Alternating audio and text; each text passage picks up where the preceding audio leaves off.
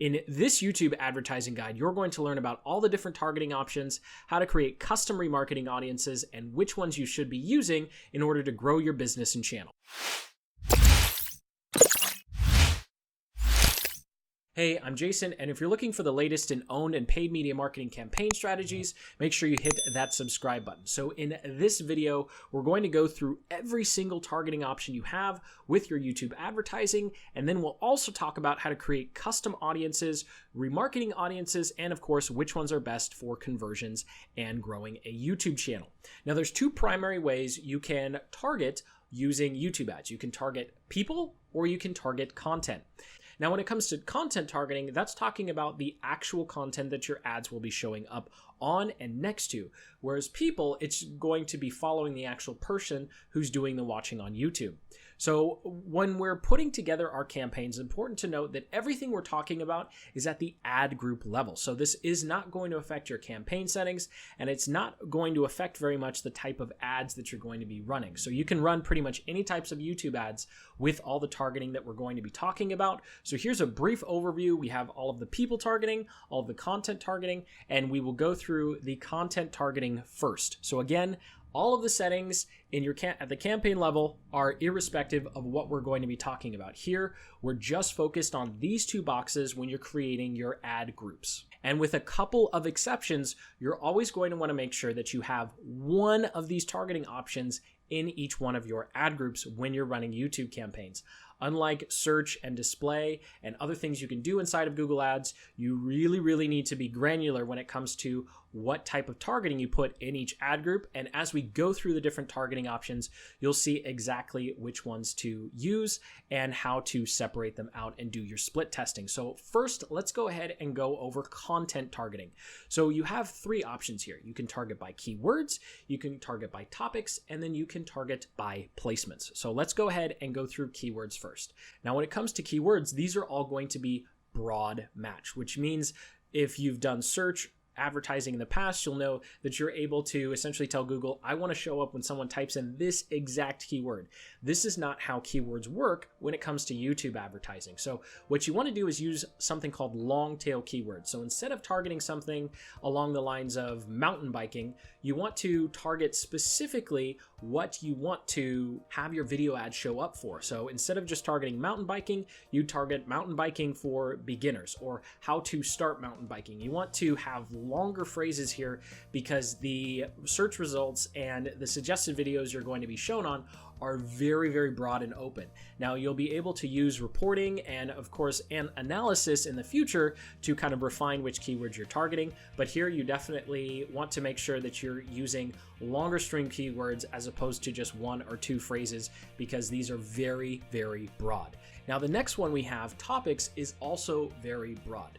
The advantage of using topics is you don't have to come up with anything. You can literally just go down this long laundry list of topics that Google has already put together for you to figure out which ones you think would be relevant to your business, your ideal customer, or your ads. Here, because they're so broad, you don't want to choose topics that are a stretch. So if you're looking at a topic and you go, yes, that represents my content or my business, then go ahead and use it. Again, one per ad group. But if you're looking at a topic and you go, I don't know, maybe not, then go ahead and put it on a list and don't have it as one of your options the first time round, because you really want to be solid and looking at a topic and say, yes, this is the one I want because it's so broad. It's very easy to spend a lot of money on topics that wind up not actually producing any results. And the final one we have are channels and videos. Again, you're going to want to have one channel per ad group, and you're going to want to group your channels based upon size. So if you have a channel that you're targeting that has 1 million subscribers and then a channel that has 5,000 subscribers, you don't want those in the same campaign because the 1 million subscriber one is going to suck up the entire budget. What's also important to note here is even though channels and video channels are under the content part when it comes to your targeting options inside of YouTube ads, it's actually targeting people who are engaged with and subscribe. So don't be alarmed when you target a specific channel and you start seeing that your ads are showing up on other channels, is because what YouTube is actually doing is following the people who have engaged with that channel, not only showing your videos on that specific channel. Now, when it comes to ads on specific videos, these are also very hard. So you want to make sure that when you're targeting specific videos, they have a lot of views. It's okay to have more than one video in an ad group. In fact, you could have up to 10 depending upon how many views they have. You'll just have to test. Also, you'll need to double, if not quadruple, your budget for targeting specific videos. So if you have a video and you go, you know what, that video I really want my ad to show up on, and you're bidding 3 to 5 cents everywhere else in your YouTube ads account, then you probably want to bid anywhere from 20 to 30 cents for that specific video, because the more narrow you're targeting, the higher your cost is going to be. Now, the next set of targeting options we have are based upon people. Where the previous 3 we just talked about are specific categories of content, now we're going to be looking at the actual people who are on YouTube and watching the YouTube videos. So here we're going to be looking at demographics, and we're going to be looking at audiences. Now, first off, let's start with demographics. Demographics are a tricky one because unless you specifically know exactly what gender, age, parental status you need to be targeting, it's best to leave these alone when you're first getting started with YouTube ads, because unchecking some of these boxes will actually increase the cost of running your ads. And it will increase the cost because you're narrowing the amount of people you're telling YouTube ads are allowed, you're telling YouTube that your ads are allowed to show to. And the only thing I recommend unchecking here is if you're doing conversion campaigns, just uncheck 18 to 24. Whatever you uncheck here, you want to make sure is unchecked across all of your ad groups so that you have a consistent audience setting so you're comparing apples to apples. Because if you have 2 different audiences and then all of a sudden one had a couple boxes unchecked here and another one didn't, well, you don't know if it's because of the demographics that you checked or unchecked or because of the specific differences between the audiences. So if you're going to uncheck something here, make sure it's the same across your entire campaign. And this is one of the few areas where you want to make sure that you do that. So now let's go ahead and take a deeper dive into each one of these audience options, and then we'll also go through how to split test these, because some of these, similar to what you do with demographics, you want to make sure that you have good controls so that your data is very easy to read. And again, audiences are based upon behavior and people as opposed to specific content. So here we're following people, and the first one we have is who they are. So we can target by parental status, marital status, education, and home ownership. These are all of the options you have here. So the best way to use these is if your product or service or business is dependent upon one of these factors, then what you want to do is make 2 ad groups every time you select one of these boxes. The first one you're going to make is you're going to select one of these and then plus whatever other audience targeting that you want to use. And when I say audience, this will be anything else inside of YouTube ads. So any of the topics or keywords we talked about, or the in-market or affinity audiences we're going to talk about. And then you want an ad group where you only have that audience. And the reason that you want to do this, again, timestamp table of contents in the description to come back to this because it can be a little confusing, is you want to make sure that you understand whether or not these boxes are what are making or breaking your ad group, or the audience is making or breaking your ad group. So it's important that you've checked one of these boxes. You always have another ad group that doesn't have this box checked with the same audience targeting.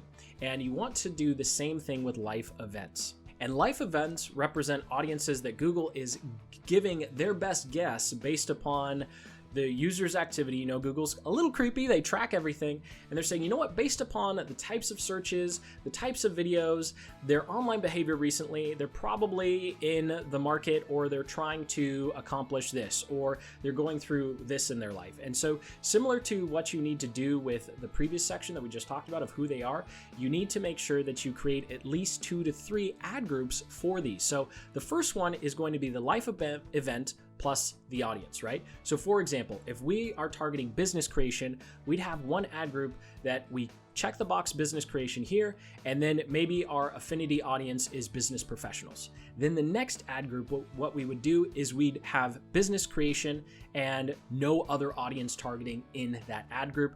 And then the third ad group here, I'm actually going out of order, we would just have the affinity audience business professionals. So that way we have one ad group where we have the life event plus the audience, then we have an ad group where we just have the audience, and then we have an ad group where we just have the life event. And when you have all 3, you're going to easily be able to see which one is most important. Now, if any of this seems confusing, make sure you comment below with your questions because I do read and reply to every single one. These next two are going to be a lot easier to use, and that's going to be affinity and in-market audiences. So affinity audiences represent people who are generally interested in a topic. So the best way to think about it is someone who has a long-term hobby or a long-term interest. This is going to be very different than in-market audiences that we'll get to in a second. Again, Google will give you this nice long laundry list of affinity audiences, very similar to the list that you're going to see with topics when we talked about content targeting earlier. The only difference is now we're talking about people and their actual interests. So the best way to use affinity audiences is, again, have one audience per ad group, and you can go a lot broader than you do with topics and keywords, because here we're actually trying to figure out which audience of people are going to reply to or respond to our YouTube ads the best. So you'll have a main category and then you'll have drop down. So if you select a drop down, a very specific one, then you can go ahead and create an ad group where you have the specific one, and then you can create an ad group where you have the larger one. So for example, here, our first one, banking and finance. If we had a financial product, we'd have one ad group where we just click banking and finance. And then we'd have another ad group where we'd click the drop down arrow and check checking account, then check credit cards, and then a separate one for checking savings accounts. So that way we would have the broad category, and then we'd have an ad group for each one of the individual ones. And this will just ensure that we figure out which one makes the most sense, because there are some times where, you know what, going individual will actually give you a worse result than just saying, hey, give me everyone in banking and finance. And if you have a long shot one, you can go ahead and try it with affinity. Whereas with topics, what we talked about earlier, if you have a long shot, just let it go. Whereas here, if you have a long shot, give it a try. Now, the next one we have, and the final one we have inside of targeting people, is going to be your in-market audiences. And these are people who are actively looking for a solution. So you can go through the exact same process you would go through with affinity audiences, and these are just going to represent people who are actively looking for something, as opposed to people who are generally interested in a particular topic. So that does it for all of the different targeting options, both content and people-wise. So now let's go, before we get into creating your custom audiences and putting together your remarketing audiences, let's quickly talk about all of these options, right? Which ones are best for what type of goal? So first, let's talk about growth. If you're trying to promote your YouTube channel, grow your YouTube channel, or you're just trying to use ads to accentuate your content marketing strategy, then these are the audiences that you should be going after. For a YouTube content promotion campaign, and this is content that you're posting to your channel and then you want to boost, you'd want to target specific other channels as discovery ads, and then affinity audiences as well. And once you set up your remarketing audiences, you're going to be able to use something called similar. But I'm getting ahead of myself. And then if you have a channel trailer, that's a video specifically designed to get people to subscribe to your YouTube channel, then you're going to want to use remarketing audiences that we'll cover in the last step. Now, if you're trying to drive traffic off of YouTube, you want to generate some leads, you want to have more bookings for your sales calls, you're trying to grow your email list, or you just want to make sales on your website, then you're actually going to want to start with remarketing, because remarketing is going to give you the best return on your ad spend. Of course, remarketing only works if you already have an audience and you already have a bunch of views. So if you don't have that already, then looking at in-market and then affinity is going to be the best place to start. And of course, in-market's going to be the best place because those are people who are actively looking to purchase something. So while it will cost you more, it's going to be a much better audience to target.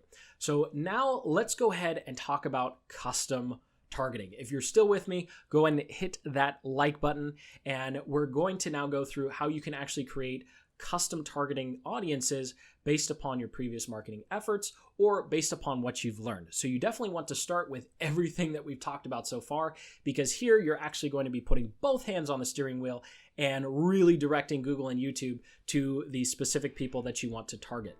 So when it comes to creating your custom audiences, these are all going to be under the people targeting. So you can make a custom affinity a custom in-market, and then a custom combined audience, where you're actually going to combine multiple elements. If you're familiar with Facebook ads, that last one is going to make a whole lot of sense. So this first one, custom affinity audiences, I recommend using URLs here. So essentially what you can do is you can have a list of websites that you know your ideal customer or viewer might be visiting or likes going to. And so you can add all these URLs here, and then Google is going to go and find people who would be interested in that type of content. And you can also target apps. So let's say you had a productivity channel. Well, what you could do is you could type in things like Asana, Evernote, Trello, Todoist, and then Google would go out and find those people and similar people who would be engaged with those types of applications. And that way you're going to attract all of those productivity-minded people. Now, the next type of custom audience you can set up is an in-market audience, and this is going to be based upon keywords. This one is advanced. So if you already have a lot of keyword data from your website, from Google Search Console, or you've been doing a lot of SEO, or you've been doing a lot of pay-per-click campaigns and you already know keywords that are converting and working for you, then this is definitely something you want to set up. If you don't already have keyword data from some other place or some other marketing effort, then this is definitely one to skip until you have that, because the in-market audiences Google already has for you are going to be more valuable than trying to take a big shot in the dark with a bunch of keywords that you don't know are proven. Now, this final one, the combined audiences, this is the most powerful and most complicated, where you can have and, or, and not combinations of different life events, affinity audiences, and in-market audiences. So we'll briefly go over this, but essentially what this allows you to do is be very, very specific and granular on who specifically you're targeting.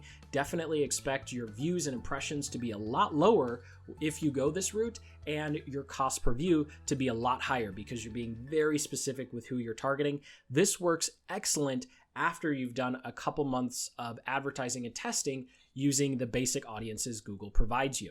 So now we are on the home stretch here. The last section is going to be setting up remarketing audiences. So you can create audiences based upon how people have interacted with videos on your channel. And so this is actually going to be under audiences. We skipped it earlier, and all of these need to be set up before you start creating your ad group. So you'll click on how they've interacted with your business, and then you'll go ahead and click on YouTube users. And here you'll be able to see all of the audiences, YouTube-based audiences you've set up. And these audiences can be set up based upon views, subscribers, viewed a video as an ad, viewed a specific video. You can get pretty detailed on clumping up your videos together. Something that's important to note is you can only retarget 40 videos per group. So if you have 100 videos that you want to create a custom remarketing audience for, you're going to need to chop it up into groups of 40. And as you can see here, I recommend having a remarketing list of people who've watched any video on your channel over the past 540 days, 90 days, 30 days, and 5 days. And of course, you can come up with your own remarketing audiences as well. So quickly, how we create these audiences, because you need to build these before you get to this point in your ad group creation process, is you're actually going to want to get out of the campaign and ad group creation, go back to your overview or campaigns view, click on settings and tools, then under shared library, click on audience manager. You'll get a page that looks something like this. Obviously, you'll have some lists here, and then you'll be able to click the blue plus button and click on YouTube users. So here is where you're actually going to be able to create your custom YouTube audience. Now, something of note, initial list size, you can include people up to the previous 30 days. So this is not retroactive past 30 days. So you want to get this set up as quickly as possible. And then you can set how long people stay inside of that membership. So here you can see you're able to choose viewed any video from the channel, certain videos, videos as an ad, subscribed, visited your channel page, and a couple of other things here as well. You'll also be able to select which channel you want to create this for, because you can actually connect multiple channels to your Google Ads account. And that does it for all of the targeting. So I sincerely hope you got some value out of this video and you have a much clearer picture on what you can and can't do with YouTube ads targeting. Make sure you hit that like button and subscribe for more deep dive marketing and advertising videos just like this one. It's time to go test. So until the next, keep building the business you love.